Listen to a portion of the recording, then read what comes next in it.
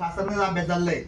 त्याच्यामध्ये असं मत आहे त्यांचं की वातावरणात ज्यावेळेस ढगाळी वातावरण असतं आणि ढगाळी वातावरणामध्ये ऑटोमॅटिकच नत्र स्थिर होतं.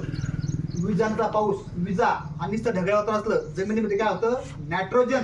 जसं आपण युरिया टाकतो ना, युरियामधून झाडाला नायट्रोजन भेटतो ना, तसं खतं न टाकता सुद्धा उडदाची वाढ, मुगाची वाढ, कापसाची वाढ अपेक्षेपेक्षा खूप झपाट्याने होते. आणि त्यावेळेस आपलं काय होतं, पेरं लागतं, म्हणजे आपण काय म्हणतो फांदी लागती, पण ती फांदी त्याच दिवशी फुटती. कापसाची फांदी तिसऱ्या दिवशी, चौथ्या दिवशी बाहेर पडती, पण मी लंब्या अंतरावर पडली. चमत्कार घेतलं तर फांद्यांची संख्या कमी नाही होत.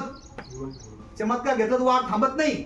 फक्त ती फांदी 4 इंचावर लागता 2 इंचावर, 2.5 इंचावर, 3 इंचावर लागती. म्हणजे आपलं उद्देश काय आहे की 4 फुटामध्ये आपला 20 फळफांद्या घ्यायचं आपलं स्वप्न काय होतं, पूर्ण होतं. परत ही फांदी ह्या फांदीत घुसत नाही. तुम्हाला मी सांगतो, ज्या ज्या वेळेस आपण उताराला पाणी देतो त्यावेळेस काय करतो, आपण वळवे देतो. त्याला देतो नाही, वळवे कशात देतो की तिथं पाणी जिरायसाठी. चमत्कार हा वळवाच आहे. त्यांना काय करायचं, आता फांदी काय होती, पुढं पाण्याच्या नादामध्ये मागचे पाते गाळून टाकली. तुम्हाला एखाद्या मुलाला सांगितलं तर वाढ करे पटपट फास्ट, मग काही टाकलं नाही टाकलं, टाकलं नाही टाकलं, काही वाढ काही खाली पडलं, काही ताटात पडलं, काही कमी पडलं, काही जास्त पडलं. तसं फांदी पुढे पडत असताना मागचे पाते काय करते, गळून जाते. कारण काय की थांबा आणि चला, थांबा आणि चला. एका ठिकाणी थांबलं द्राक्ष बागायला माहितीये, चमत्कार लेवसिनचा स्प्रे करून टाकते की त्या घडामध्ये घड तयार व्हावं, घडाचा विकास व्हावा आणि नंतर पुढची वाढ व्हावं. असंच असतं ना. तसं कापसामध्ये पहिलं पात लागू द्या, चांगलं स्ट्रॉंग होऊ द्या आणि त्याची वाढ धीम्या गतीने होऊ द्या. 4 फूट रान ठुलं, मग या सगळे ठुलं, ही फांदी त्या फांदी घुसली तर घुसली तर तुमचे खालचे बोंड सोडून जाते. तुम्ही पाया मागच्या वर्षीचे अनुभव पहा. ज्या ज्या शेतकऱ्यांच्या फांद्या काढल्या होत्या मागच्या वर्षी, जागा मोकळी गेली, त्यांचे खालचे बोंड सडले नाही. तुम्ही माझं तुमचं उडी खाली टाकली, आता उडी बोंड सडायच्या अगोदर उडी आमचा मोकळा होऊन जाणार आहे आणि खालच्या बोंडाला हवा लागणार आहे. खालचे बोंड जर तुम्हाला सोडू द्यायचे नसेल तर खालच्या फांद्या ज्याची कथा पडला नसेल त्याला अजून 5 तासावर किंवा 2 तास किंवा 3 तास मधल्या टप्प्यामध्ये फांदे काढून पहा, 3 तासाचे काढून पहा आणि फरक पहा ना. मिनिमम बंद करा. कधी प्रयोग करत असतानाच कमी क्षेत्रावर करून पहा. म्हणून आमचं फांदी छाटण्यावर सुद्धा मोठा जोर आहे. झाडाची कॅनोपी व्यवस्थापनावर 20 फळ फांद्या लागल्याच पाहिजे. एका फांदीला 4 बोंड, 3 बोंडाचा आवरेज झालं पाहिजे. खालचे 4, खालचे 5, मधले 4, वरचे 3, असे करून 4 बोंड. गेल्या 16 फांद्या, 16 फांद्याला 16 पंच 16 चोक 64 बोंड. किती बोंड, किती बोंड आहे ते बरं, 100 बोंड म्हणते लोक. आता किती फुटावर लागवड केली आपण आपली, सांग बरं मला थोडंसं आपण चर्चा करू. आता किती फुटावर लागवड आहे, किती बाय किती वर आहे, 4 बाय 1.5 धरू आपण सगळं अंतर. म्हणजे 4 बाय 1.5 जर आपण जर अंतर धरलं तर 4 6 स्क्वेअर फूट आपण एका झाडाला जागा दिली. किती जागा दिली एका झाडाला सरपंच, 6 स्क्वेअर फूट जागा. किती बाय 4 बाय 1.5, 5 बाय 1.25 केला, 5 6 6 स्क्वेअर फूट झालं.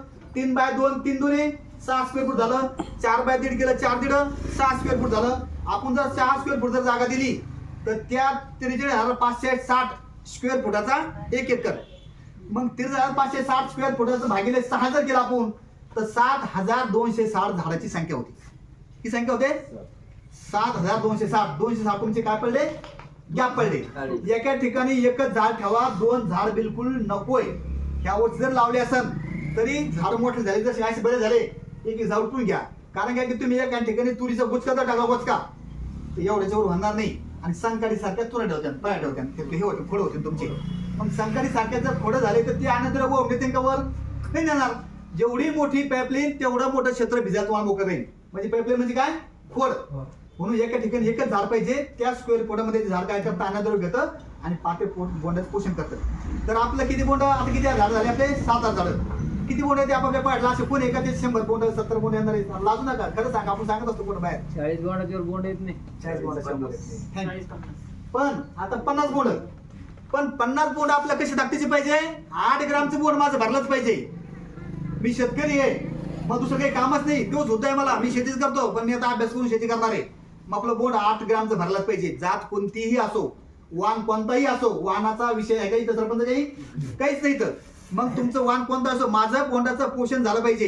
लय मोठे मॅन्डल काही कामाचे नाही. किती बोंड, शेंड्याचे बोंड, शेंड्याची फांद्या, ओटची फांदी, काय तर त्याला काही येत नाही. आलं कोणी एवढं चिंगडे मग लक्ष्मीला केस बी येत नाही, येतं केसता नाही. म्हणून आपलं काय करायचंय, किती बोंड आपले 40 बोंड धरायचे का, 40 बोंड. किती ग्रामचं बोंड आपलं 8 ग्रामचं बोंड घ्यायचं, मग 40 बोंड बस झाले. किती फळ बांध्या? 15 फळ बांध्या सरपंच. पण 80 दिवस झाले शेंडा मारलाच गेला पाहिजे. आता 80 दिवस झाले शेंडा मारला, शेंड्याचे फांदीचे बोंड आणि मधले बोंड, शेंड्याचे फांदीचे बोंडाचं वजन, मधले बोंडाचं वजन जेमतेम सारखं दिसून तुम्हाला. मी इथं जास्त वेळ घोरत पडतो बरं, माझ्या गावात शेतकरी माझा जीव तुमच्या बरं काही अडचण नाही ना मामा, काही दाजी काही अडचण नाही ना काही. हा तर शेंड्यातल्या फांदीचं बोंडाचं वजन आणि खालचं बोंडाचं वजन जर सारखं भरायचं असेल आपल्याला, तर त्याला वरून खताच्या फवारल्या मारल्याच गेलं पाहिजे. पण खत कोणतं? 200 कंपन्या तपासल्या कोल्हापूरला, 170 कंपन्या फ्रॉड निघल्या. ते सोडून द्या, आपल्या विषयी नाही तो. फक्त तुम्हाला मी सांगितलं, जे चांगल्या कंपन्या 2 रुपये शिल्लक जाऊ द्या आणि चांगल्या ठिकाणून तुम्ही खत आणा. कोणी काही आणलं विकायला घेऊ नका विकत. आणि गावात तर घेऊ नका तुम्ही. यावर्षी पेपर वाचत जा, किती लोक बर्बाद झाले हो. कापसे गेले लोकांचे, फ्रॉड खतं वापरले, पिकच जळून गेली. काही आणता कुठून घेता, का बरं घेता? चांगल्या ठिकाणच औषधं खतं खरेदी करा आणि चांगल्या दर्जाचे करा. चांगलं पक्क बिल घ्या. तर किती बोंड आपले? 50 बोंड. 8 ग्रामचं वजन सोडून द्या, 7 ग्रामचं वजन काय कठीण आहे का? 50 बोंड. फळ बांधे किती? 15. खालच्या बांधीला 5, मधल्या 4, वरले 3. किती झाले? 4 आणि 3 7, 7 आणि 5 12. 12 भागीला 3 म्हणजे 4 ॲव्हरेज आलं. 15 चौक 60 बोंड. म्हणजे मी कसं बोललो तुम्हाला, फास्ट बोललो, लक्षात आलं. खालच्या बांधीला 5 बोंड. 5 4 3 याची करायची बेरीज. 5 आणि 3 आणि 4 12. 12 भागीला उचलून आपल्याला काय भागाकार करायचा, म्हणजे जे काय भागलं किती सरासरी आली? 4 बोंड सरासरी आली. तर 15 बोंड 15 फांदे आपल्या. 15 चौक 60 बोंड. 60 बोंड आणि 7 ग्रामचं बोंड धरा, 6 ग्रामचं धरा. जाऊ द्या सोडून. तुम्ही जर खताच्या फवारण्या केल्या, तुम्ही काटा देतो तुम्हाला, फक्त मुळं तोडू नका झाडाचे. फुलगळ व्हायचं, पाते व्हायचं कारण त्याचे. इकून खेटून पाळी. चला चापटा. हा आपण आपल्या झाडून हे करतो. किंवा तुम्ही असं करा, काही ठिकाणी मारून नका भाऊ पाळी. त्या मुलांना विस्तारू द्या सगळीकडं. आणि सगळ्याकडं जमिनीतलं खत, अन्नद्रव्य खत म्हणजे आपण टाकलं खत नाही, त्या जमिनीमधलं असलेलं स्टोरेज असलेलं ते खत असन, जे असन ते खाऊ द्या आणि त्या बोंडाचं पोषण करू द्या. पातळ करता. मग पातळ केवढं खत पावलं तर बोंड केवढं? 6 ग्रामचा कापूस, 6 पंच तुमचे 60 बोंड धरले होते. आता किती बोंड धरले? आता 6 सोडून द्या तुम्ही, 50 बोंड धरून घ्या. 50 बोंड 6 ग्रामचं, हे 2 ग्राम टाकून गेलं. 6 ग्रामचं 6 पंचे 30 ग्राम, 7 त्रिक 21 बोंड कापूस. ते फेकाफेकी याच्यामध्ये कोणी सांगा प्रामाणिकपणाने, ते फेकाफेकी काही. पण मग त्याच्याकडे लक्ष देत नाही. आणि असे जर कार्यक्रम असले तर पुढे जाऊन ऐकत नाही. गावात भांडलाय तर फोन करून विचारतो काय चालू गावात, आता तुला काही गरज आहे का? तू धुईना पाहिजे ना. पुढे काय असेल तिथं तोंड घालीन, काहीच गरज नाही. बरं तोंड घालायची यार कोण विचारित नाही. भांडण्याचं वर्गणी असली तुझी बैठक असली, तुला वर्गणीला नाही केला पण तू विचारतो कोण जाऊन तिथं. तो काय काय माहिती 500 जण मोकळा ना तू तिथं जाऊन तोंड घाल. मी कधी सांगायचं लोकांनी, तुम्ही त्या मंदिरात बसून पाहिजे भांडऱ्याच्या वर्गणी जाऊन तोंड घातला असं सांगा मला. कोणी पैसे डीपीची वर्गणी असेल, मी काय तोंड घातला असेल तर तुम्ही जमा करता का? हे पैसे घेऊन टाकणार मागे. छान आपल्या गरजा आपलाच पूर्ण करायला लागणार आहे. पूर्वीच्या गरजा असतील तरी दुसरं कोणी पूर्ण करणार नाही. अशा काही गोष्टी महत्वाच्या आहे. असं व्यवस्थापन आपल्या कापसामध्ये करायला काय आहे. अजून काही वेळ गेला नाही. मला कंपनी याच्यावर भरले सांगितलं आमच्या सगळ्या टीमला. आणि स्पेशल आमची 2 दिवस आम्ही ट्रेन घ्यायचं ठेवलं होतं की तुम्ही शेतकऱ्याला आता वाढीवर भरदे सांगा, शेंडे फोडायला सांगा. 80 दिवस झाले काहीच पाहू नका, शेंडे फोडून घ्या. चमत्कारचा स्प्रे 2 द्या. आता जर वेळ उपला असेल आधी जा मार्केटला जाऊन चांगल्या दुकानावर चमत्कार घ्या आणि 13-0-25 सोबत चमत्कारचा स्प्रे टाका आणि मग पहा झाडाची स्टेज टाकून. कीटकनाशक चालून का? कीटकनाशक चालतं, आम्हाला काही अडचण नाही. तर चमत्कार स्प्रे आपल्याला घ्यायचा 50व्या दिवसापासून. ज्या लॉंग व्हरायटी असतात, लांबे दिवस चालणाऱ्या, आपण नाही का कमी दिवसाच्या व्हरायटी असते जास्त दिवसाच्या, पण आपल्याला ते कळत नाही. ठीक आहे, 50व्या दिवशी घ्या. 1 लिटरला 1.5 ml म्हणजे 10 लिटर पाण्याला 15 ml. आणि दुसरा फवारा घ्या त्या दिवसापासून 65व्या दिवशी. म्हणजे तुम्ही फवारा 15व्या दिवशी म्हणजे झाडाच्या वयाच्या 65व्या दिवशी, किंवा तुम्ही फवारा केला पहिला चमत्कारचा त्याच्या 15व्या दिवशी फवारा घ्या. 1 लिटरला 2 ml. पण जमिनीमध्ये ओलावा असणं गरजेचं आहे. ज्या वर्षी बखाड असन त्या वर्षी चमत्कारचा स्प्रे टाळणं गरजेचं आहे.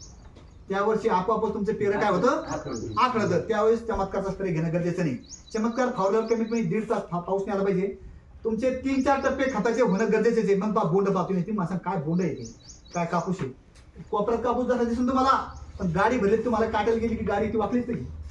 काट्यावर समजलं पाहिजे. आपण काय करतो त्यावेळेस लक्ष देत नाही सुरुवातीला, आणि मग शेवटला लक्ष देतो. शेवटला लक्ष देऊन काही फायदा नाही. सुरुवातच लय महत्वाची. अशा पद्धतीनं वाढ व्यवस्थापन झालं. जमिनीच्या आरोग्यावर तुम्हाला मी सांगितलं, कार्यकर्ता तुम्ही जर जमीन कुजवलं नाही आणि तुमच्या जमिनीचं पुढच्या वर्षी अजून आता 20% लोकांचा मागता पैसा जाईल. म्हणजे ह्या कोपऱ्यातलं काही, ह्या कोपऱ्यातलं काही, ह्या कोपऱ्यातलं काही, ह्या कोपऱ्यातलं काही अशी मागता पैसा जाईल. आणि त्या मातीचं जर आरोग्य सुधारलं नाही, आमची कंपनी पुढे ह्या गावात काम करणार नाही.